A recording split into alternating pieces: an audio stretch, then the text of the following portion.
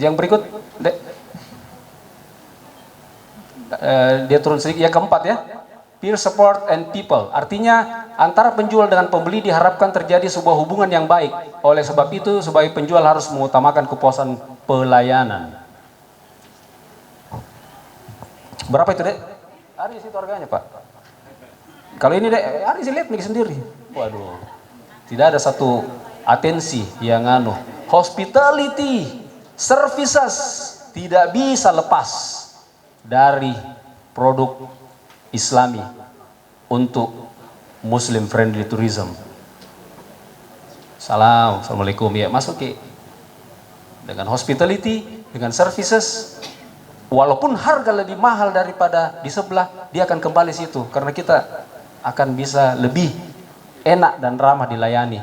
Saya juga kalau saya bayar sedikit untuk satu pelayanan, tidak apa-apa, saya bayar saja. Yang penting saya mendapat suatu hubungan transaksi dengan baik dan penuh hospitality. Ya.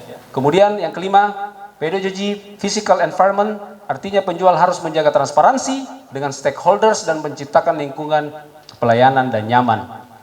Yang kayak tadi, cara menjualnya Rasul, dia memperlihatkan semua yang cacat, yang apa semua, sehingga ini bisa dijual secara transparan. Oke, yang berikutnya. Nomor 6, persistence process. Artinya sebagai penjual atau pebisnis yang menekuni produk halal, semangat dan kerja keras perlu dipertahankan. Semangat gitu terus. Buka jam 8, biar tidak ada orang datang, orang masih tidur semua, kita buka saja. Saya sampaikan sama saudara-saudara saya, semua di Asita, waktu masih keras-kerasnya COVID, tapi sudah lewat puncaknya. Saya sampaikan, tabe, saya punya saudara semua, buka Miki kantor tak. Paling tidak kita bersih-bersih dari dalam. Semangat Ki, jangan kita puruk. Paling tidak kita kasih bersih semua, kita susun ulang produk tak. Saya yakin ini berlalu, baru kita bisa menjual lagi dengan baik. Persiapkan, ada preparation. Jangan Ki patah semangat. Saya sampaikan sama saya punya anggota semua Bukadis. Saya bilang semangat Ki, bikin Ki produk. Berdayakan kasihan ini anak-anak PKL dari sekolah-sekolah pariwisata mau masuk di travel. Mereka mau belajar, jadi guru Miki dulu. Jangan dulu ini, jadi guru saja dulu di travel tak masing-masing. Saya sampaikan begitu. Jadi yang ada di spanduk itu yang akan saya infokan dan saya bertanya dia.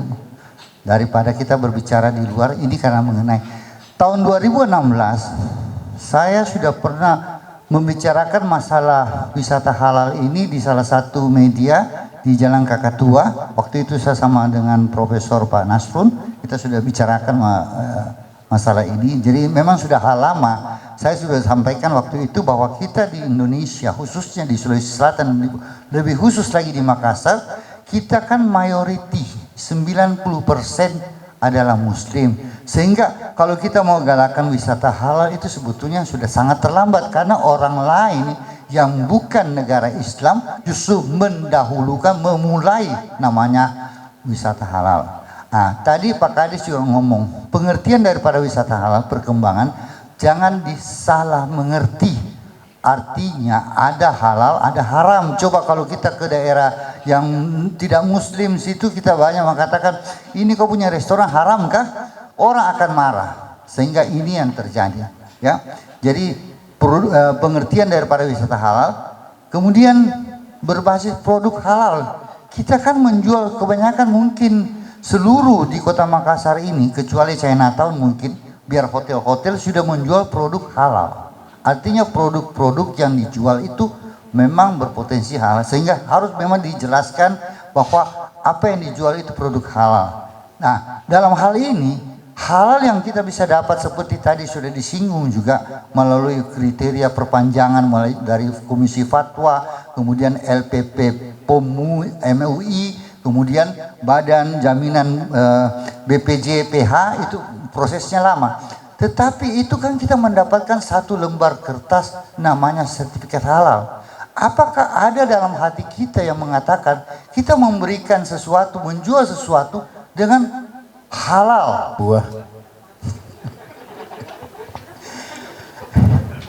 Yang pertama, bagaimana mensosialisasikan wisata halal di Toraja. yang beberapa waktu lalu mengalami penolakan.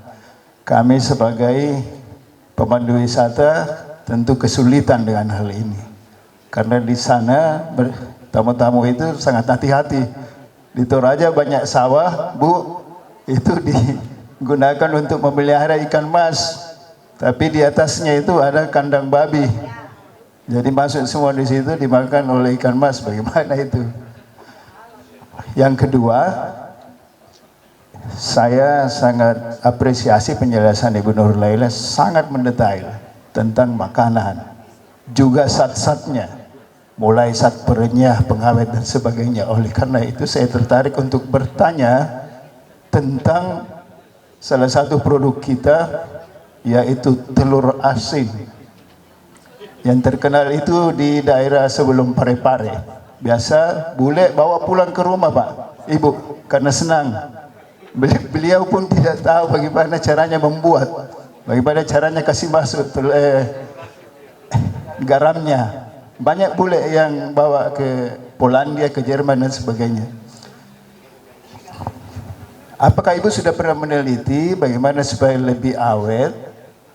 Juga sesuai pengalaman saya dan siapapun juga mungkin, kalau kita makan 2-3 biji telur asin, kemudian buang angin, itu aromanya berbeda.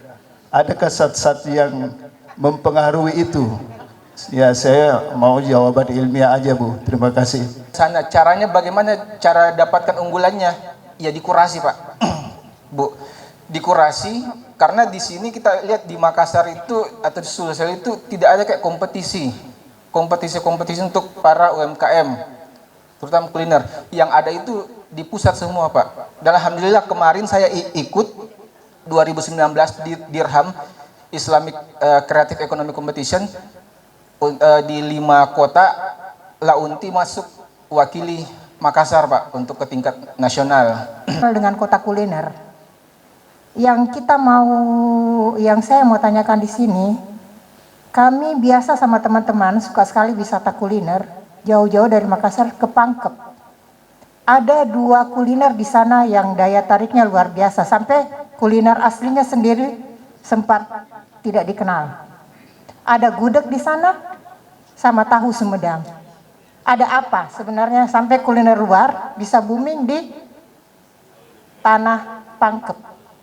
Dan mungkin kuliner-kuliner lain juga seperti di Sopeng atau di Baru atau di mana. Di Baru juga ada tempat wisata belakang rumah nenek. Kan?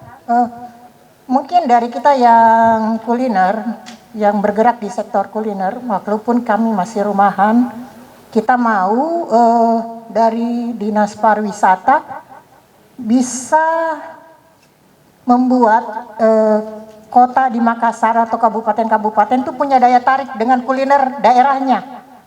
Ada yang umpamanya seknang dengan barokboknya, ya dibikinkan wadah. Jadi kayak Pangkep booming sekali itu. Kita cuma ke sana memakan tahu Sumedang sama gudeg. Hanya buang-buang waktu. Solusinya kira-kira dari Bapak Ibu sekalian. Terima kasih.